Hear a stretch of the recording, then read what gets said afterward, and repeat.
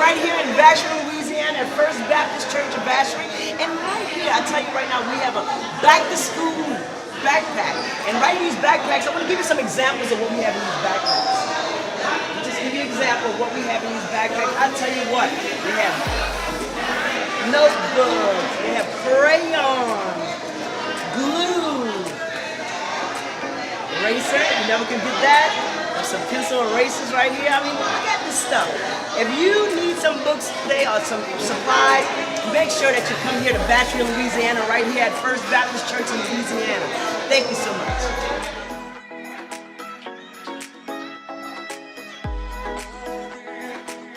Here in Vacherie, Louisiana, where people are waiting to get the vaccine shot. We're encouraging everyone to get the vaccine shot.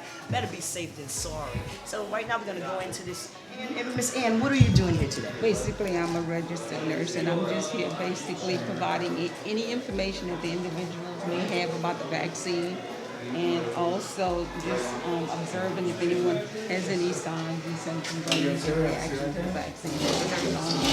Right here. Okay. Have you seen that since the second wave that more people have been coming to the vaccine? Yes. Now, I want to ask you a question while I have you, assistant registered nurse. Is it true that if you get the vaccine, that you still have a possibility of getting the COVID? Yes, but the thing is, you won't have the symptoms that's severe. You won't have a symptoms that's severe? Symptoms won't be as severe as if you didn't have it. And most people, if they get it and have gotten the vaccine, they won't be hospitalized. Most of the time, they just get symptoms like the flu, but the major symptoms usually they won't get. So you do encourage people Yes. to take the vaccine? Yes, I do. Okay. Yes, I do. Well, it was nice talking to you. Nice talking to you, And too. I hope that people listen. And you tell them what they should do. Just come out right now and get your vaccine.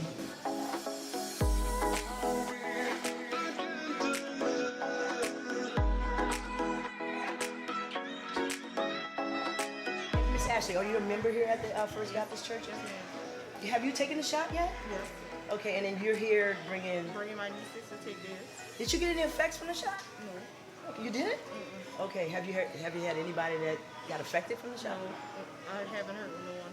Great. So you're encouraging your niece to take Yes. nieces to take it. Are you all ready to take the vaccination shot? scared. Because you think it's gonna hurt, but you know it's gonna save your life, don't you?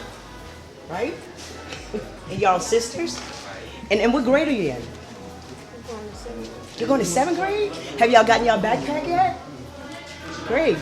Well, y'all have a great year, and let me tell you, the shot is not gonna hurt. It may sting a little, but it's not gonna hurt. But at least we know we're gonna be safe, right? All right.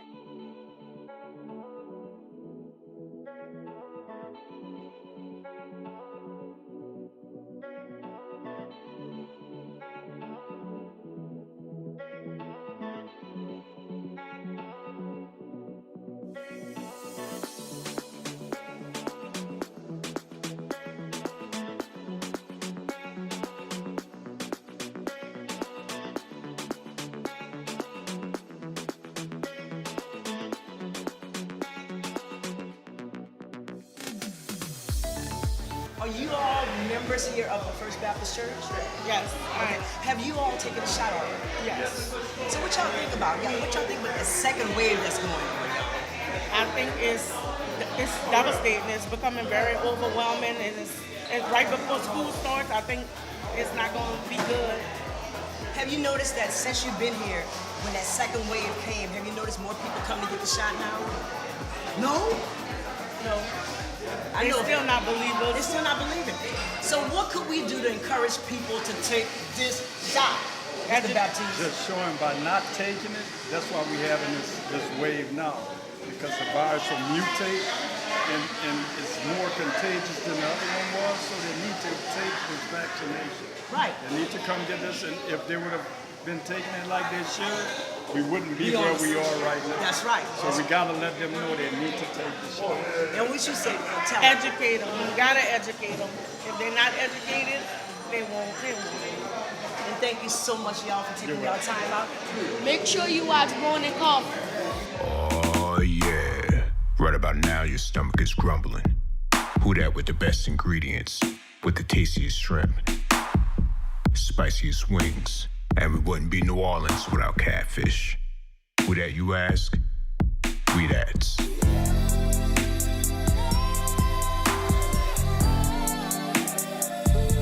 New Orleans own, we that's chicken and shrimp. Yeah.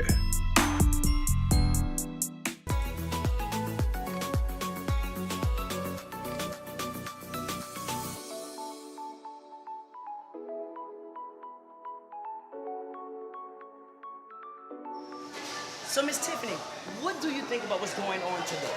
First of all, I think that it's a sign of the times and of us not paying attention to God getting our attention. I think God is trying to get our attention because we need to come together on one accord. yes. Now, healing needs to take place in the land. And in order for that to take place, we all got to follow God's word. We got to heed his word and follow his directions. We're asking for God to send a healing in the land. We're asking for the doctors to provide the shots and the vaccination for us to do that, but we're not obedient. And in a sense of not being obedient, this is the outcome, the second wave, and that's how I feel. Jesus. What could we do to convince people to take this shot? Just keep pushing the stats. Keep pushing the stats.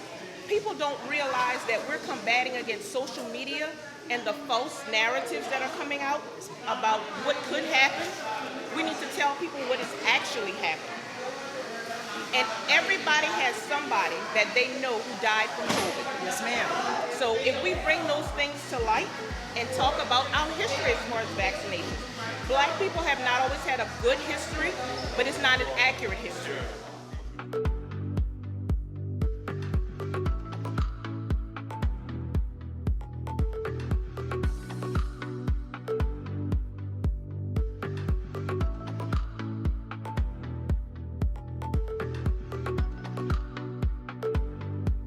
So Ms. Joseph, what you think about what y'all doing right here today?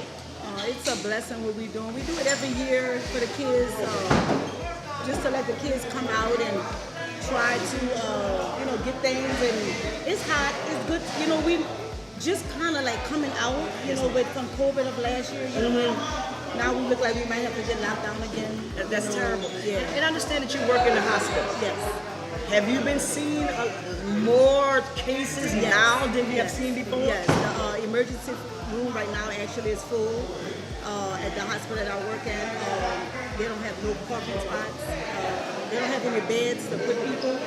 And I'm encouraging my family. These are my cousins. I'm encouraging which they all vaccinated. I'm encouraging my family to please just go and just get the vaccine. Yes, ma'am. You're coming up with different excuses. Right. They don't know what they have in it. I mean, if you're not going to trust the vaccine, you might as well don't trust Advil, Aleve, Tylenol, because that's the same people that approve those drugs. So Ms. Joseph, what you gonna tell them people who don't want to get a shot? Tell them something. I'm going to tell you guys, just go get the vaccination. Just go get it. I mean, I tell everybody, what is going to hurt? It's not going to hurt you. Just go get it. I mean, I'm fully vaccinated. I'm still alive.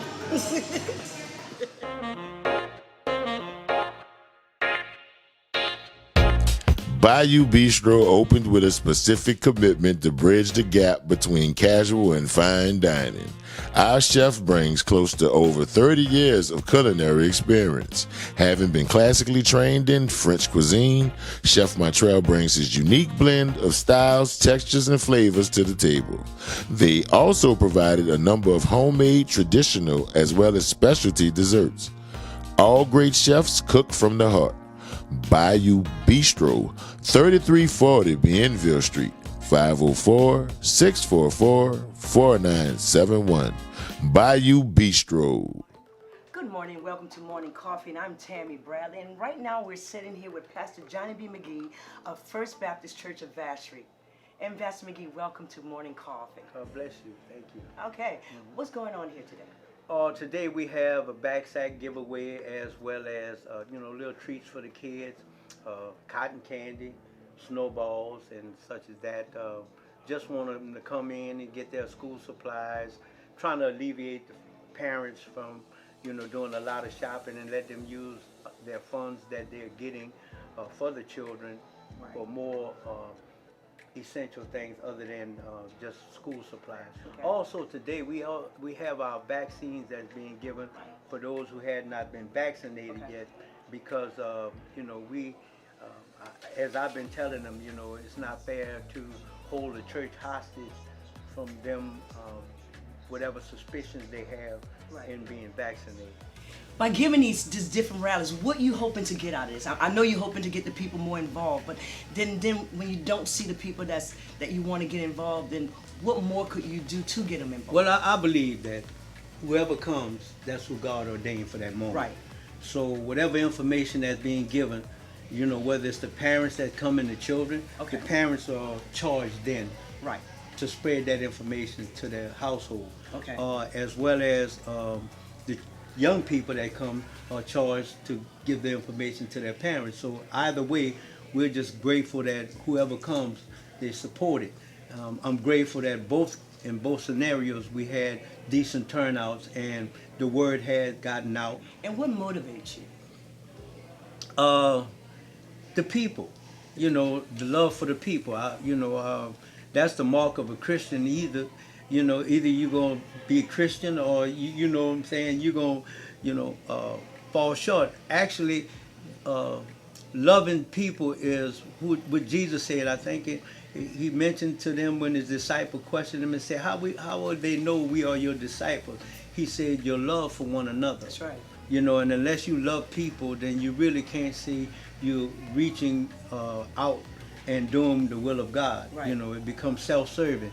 So, you know, the people, I get out there and I try to hustle as much as I be working just as much as other people. Mm-hmm. I don't mind, you know, putting my hands to the axe or to the grind, and then I don't mind at the same time overseeing, making sure that it's getting done.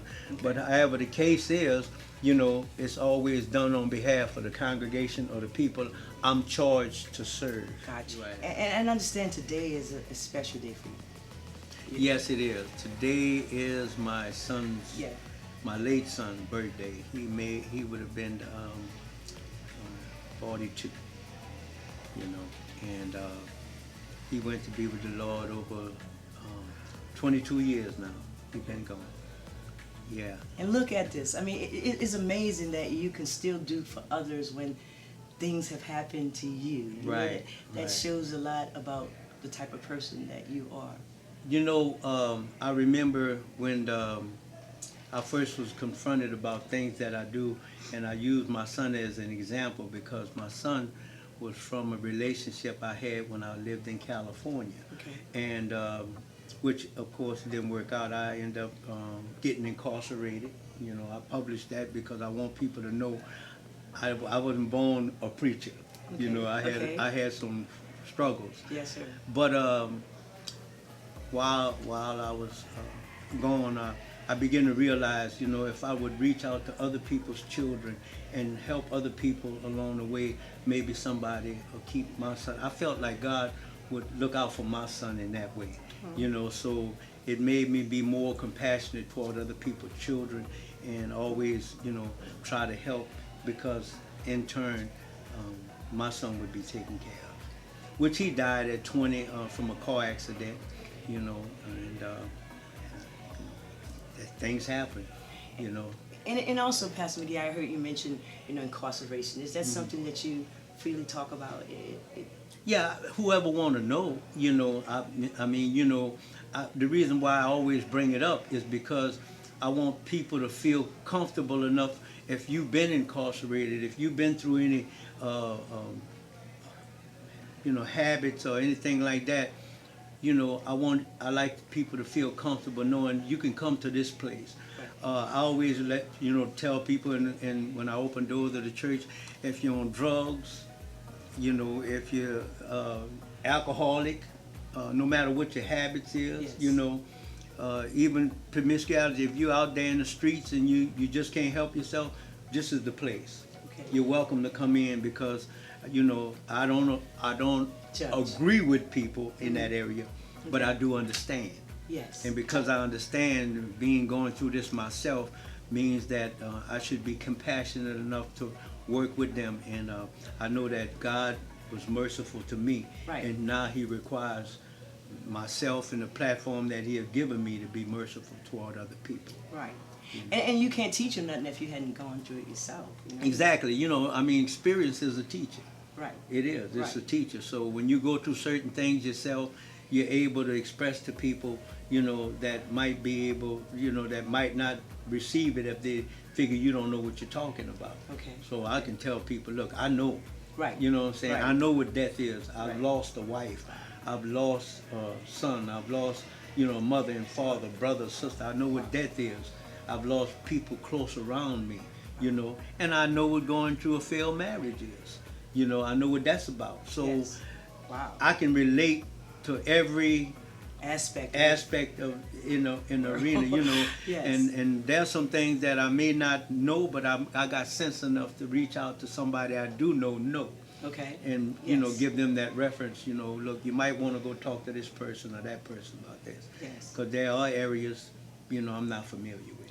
Gotcha. Now, also, you don't just pastor. I mean, you don't just preach on Sundays. You also have other things that you do to get the message out to the people. Right. I'm such on as- 7 days a week Right, almost. I right. think I just rest on Saturdays. Believe it or not. And do you rest then on I'm working on Weddings, today on Saturday. I'm doing weddings, funerals, Right. things like that. Right. Of course, I do morning manna every morning Okay. at 6 o'clock. Yes. And twice on Thursdays I'm on live. Morning manna, and then hour of power, and then on Sunday we have Sunday worship, and Sunday evening, of course, which is pre-recorded and edited, WHNO channel 20. Right, right. We on Now, morning manna, you said is breakfast for the soul, right? breakfast for the soul. It's morning, getting up, doing a devotional. Yes. Main thing is we pray, and not only pray, but I kind of elaborate a little bit on certain scriptures and on themes. Like, here lately for the last 3 months maybe, I've been doing a series on why I prefer the Bible or use the Bible. So we have, the literacy of the Bible, why I believe that, we need to obey the Bible, Yes. why I study the Bible, Yes. different areas like that, Make sure you watch Morning Coffee every Wednesday at 5 o'clock a.m. on NOLA 38. God bless you. I was a kid who never did a bid, who never got lit, but always stayed in the sun. And life took a switch, lost in the sticks, and you couldn't save me. Good morning and welcome to Morning Coffee. And Morning Coffee has brought us a special guest this morning. And that special guest is 7 Ward Shorty. Y'all know what it is. All right. Well, welcome to our show, 7 Ward Shorty. The fact that you took your time out, well, the fact that we had a connection that Yeah, facts.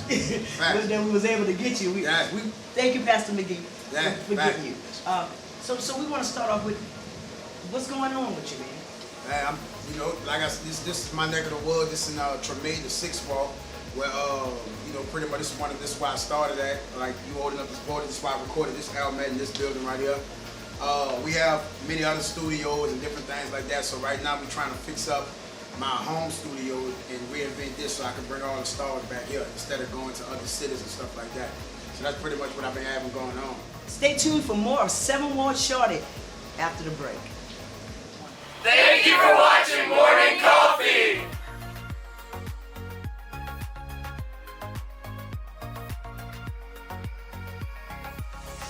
Welcome back to Morning Coffee. We're here with 7 Ward Shorty. Y'all know what it is. So, what projects you working on right now? What's your current project? So my next album that's getting ready to come out in February of next year is called I'm Just a Neighborhood Rapper.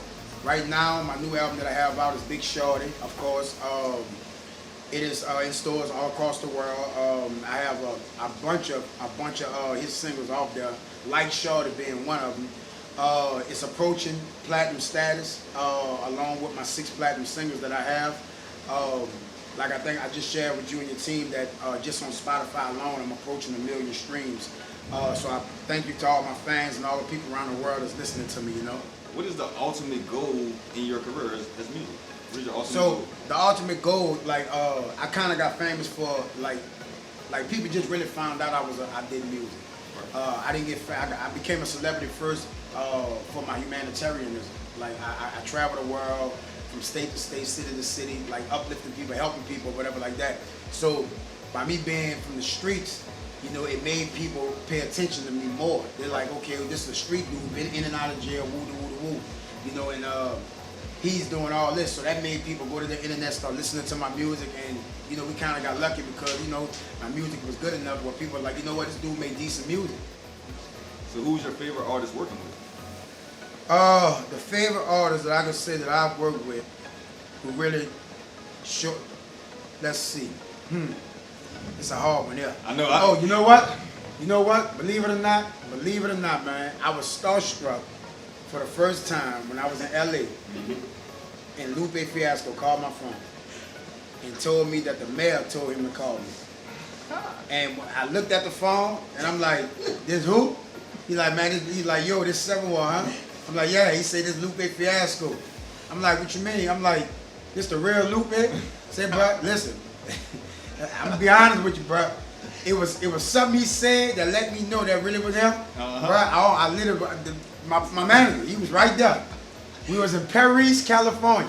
Bro, I almost lost it, man. I'm being honest with you, bro. Oh, man. Man, that did it for me there.